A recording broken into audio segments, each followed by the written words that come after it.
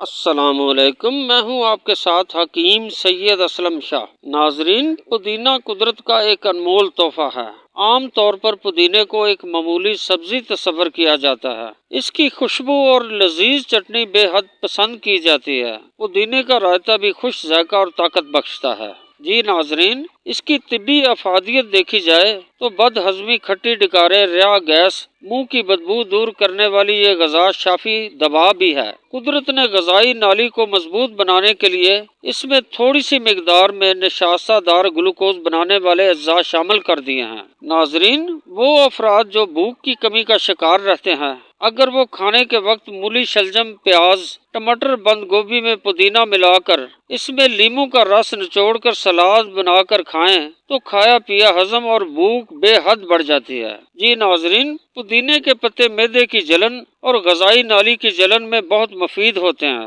متلی قے میں اس کے پتے پیس کر سرکہ ملا لیں اور صبح ناشتے کے طور پر استعمال کرنے سے ایسی تکلیف ختم ہو جانے کے ساتھ ساتھ صحت بھی اچھی ہو جاتی ہے۔ ناظرین، اس ویڈیو سے بھرپور فائدہ اٹھائیں۔ اچھی صحت ہی کامیابی کا راز ہے۔ ہمیشہ سلامت رہیں۔ ہمارے ای طب چینل کو سبسکرائب کر لیں اور بیل آئیکن کے بٹن کو دبا دیں تاکہ ہماری ہر آنے والی ویڈیوز آپ تک پہنچ پائے۔